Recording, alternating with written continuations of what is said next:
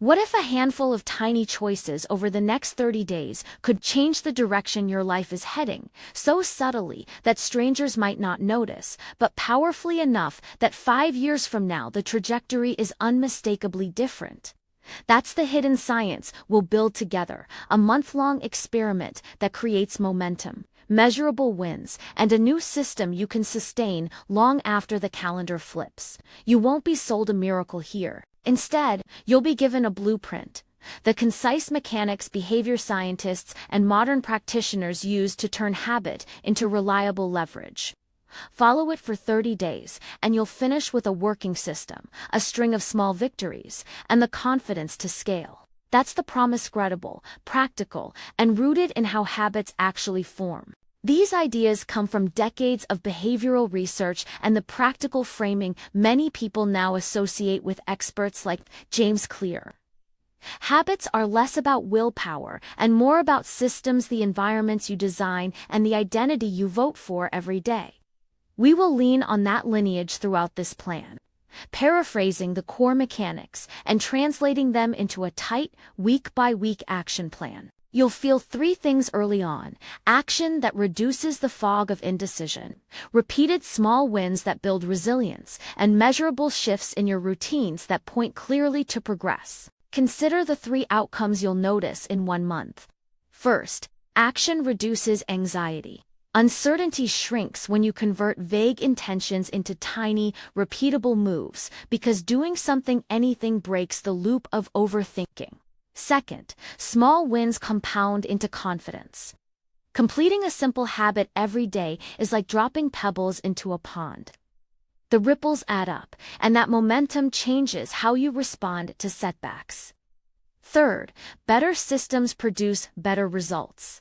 By the end of 30 days, you'll have a working system, cues lined up, friction removed, rewards tuned, and data that tells you what to scale next.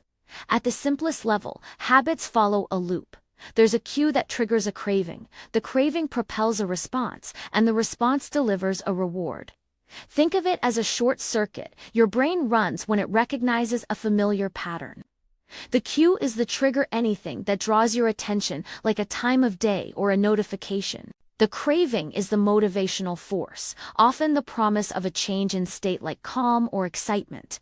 The response is the habit action itself, whether physical or mental. And the reward is the outcome that satisfies the craving, providing the feedback that tells your brain, "That worked, remember this." These 4 elements are the parts you can intervene on. A small change to the cue or reward can flip a stubborn habit, and tiny reductions in the friction of the response can make a new behavior stick. Now pair that loop with a truth from behavioral science: tiny improvements compound. If you get 1% better each day in a direction you care about, the difference over time is enormous. Imagine a plane making a small course correction early in the flight over hours. That tiny angle change becomes a completely different destination. 30 days is not enough to remake your life overnight, but it is an ideal window to alter the plane's heading. Your aim for this month is to create that heading, noticeable progress, and a functioning system, not a final destination. To change behavior reliably, you need a practical playbook, so we'll use 4 operational levers. First, make it obvious by designing the cue. Second, make it attractive to build the craving. Third, make it easy by reducing activation energy. And fourth, make it satisfying to close the loop. Every habit you design in the next 30 days should be filtered through these rules. If your workouts keep failing, start by making the cue obvious: leave your shoes where you'll trip over them. If you dread reading, make the habit attractive by pairing it with a favorite tea. If you never start because it feels hard, shrink the action to 2 minutes. If you stop because it doesn't feel rewarding, add a simple, satisfying tracker.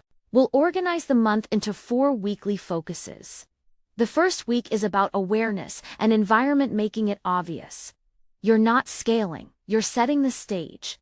Your daily micro-actions involve a morning audit to identify where to insert a new habit, one environmental tweak to physically rearrange your space, and a tracking ritual to mark your day on a worksheet. A single checkbox is the reward that begins to wire the behavior. You might try habit stack templates immediately, such as after I set my coffee, I will read one page, or after I hang up my coat, I will put my phone in the other room. Remember, environment is silent but decisive. Week 1 is designed to make the cue so obvious and the friction so low that the brain stops arguing about whether to try. Moving into week 2, we focus on making it attractive and starting small. We use 2 parallel strategies: temptation bundling and the 2-minute rule. The 2-minute rule is simple. Reduce any new habit to a version you can do in 2 minutes or less. Want to journal? Write 1 sentence. Want to exercise? Do 1 set of 5 squats. Bundle this with something you love. Listen to your favorite podcast only while you walk. For instance, this is also when you begin training your identity. Every completion is a small vote that says, I am the kind of person who shows up. And if you miss, use the recovery script. Never miss twice. If you miss one day, do the 2-minute version immediately the next day. By week 3, the mental energy required to start drops dramatically. Now, we make it easy by removing friction and stacking behaviors. When something feels hard, the barrier is almost always activation energy. Your job is to reduce that cost until the behavior slides forward by default. Start by asking what unnecessary step makes this habit harder and remove it. Then, stack a new tiny behavior on top of the one you've established. If your base habit is reading 1 page, your stack could be writing 1 sentence of insight immediately after.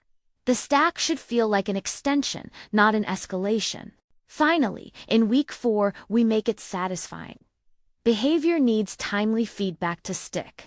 You should build simple, tactile reward rituals that signal completion, like marking a checkbox or moving a paperclip from one jar to another. This week is where you deliberately translate repeated actions into identity claims. Replacing I want to with I am the kind of person who. You'll also run a failure premortem. Imagine the experiment failed and list the likely causes: boredom, travel fatigued, then design simple countermeasures for each. At the end of these 30 days, you must explicitly decide what comes next. You can maintain and automate, scale slowly, or expand horizontally. But remember, the value of this month is not instant transformation. It is evidence and infrastructure. You finish with a working system you can iterate, adapt, and expand. If you have failed before, know this: failure is part of the design process, not proof you cannot change. The difference between people who change and people who don't is often not willpower but design. You've learned the mechanics.